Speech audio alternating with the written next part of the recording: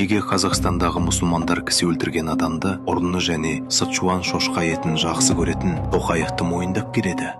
Өзін мұсылманмын деп санайтын қазақстандықтардың 99% көне араб тілін білмейді. Соған сәйкес, олардың 99% мұсылмандардың қасиетті кітабы Құранды түпнұсқада оқымаған. Көбіне олар Назарбаев Тоқаев режиміне қызмет ететін сатылған имамдарға соқыр сенеді. Ал ол имамдар билеушіге қарсы шығуға болмайды деп үйретеді. Бұрын Назарбаевты, қазір Тоқаевты меңзейді. Неге барлық имамдар билікке қызмет етеді? Осыны талдап көрейік. Имамдар жалақыны қайдан алады және Қазақстандағы мешіттер қандай қаражатқа салынып, қандай қызмет көрсетеді? Қазақстан мұсылмандары діни басқармасы елдегі мұсылмандардың жоғарғы органы болып табылатын республикалық діни бірлестік. Қарапайым тілмен айтқанда, барлық мешіттер мен имамдар осы ұйымға бағынады. Мемлекет КМДБ-ны тікелей қаржыландыра алмайды. Өйткені бұл конституцияға қайшы. Қазақстан зайырлы мемлекет. Сондықтан КМДБ жыл сайын қайырымдылық деп аталатын ұйымдар арқылы миллиардтаған теңгеге қаржыландырылады.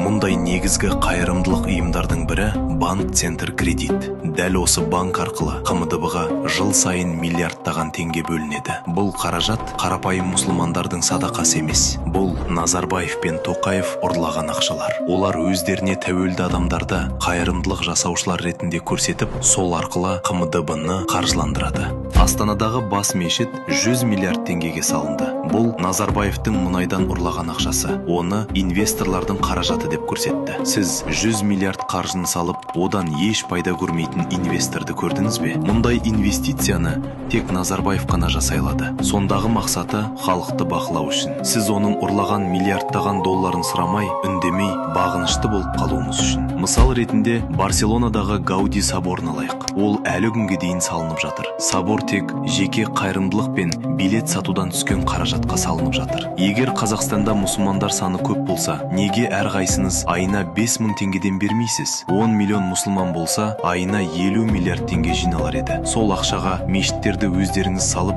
ұстай аласыздар. Неге осылай болмады? Әлде ол кезде сіздер үнсіз әрі бағынышты болмай қаласыздар ма? Ислам әділетсіздік көргенде үндемеуді үйрете ме? Мұсылман адам әділетсіздік, ұрлық, өтірік көргенде қайда болады? Осындай бағынышты мұсылмандар Ауғанстанда, Түркменстанда, Иранда және басқа да артта қалған елдерде бар. Мұндай мұсылмандардың құлдардан қандай айырмашылығы бар? Мұсылман Алланың құлы.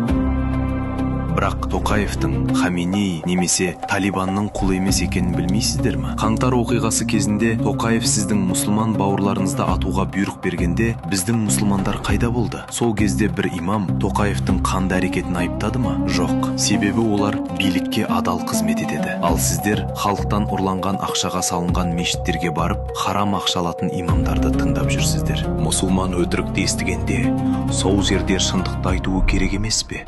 Әділетсіздік көргенде оған қарсы тұруға тиісті емес пе?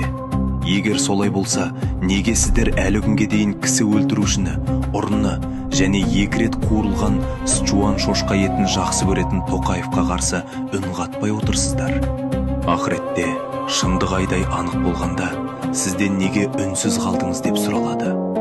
Сонда қыл көпірде тұрып, не айтасыз?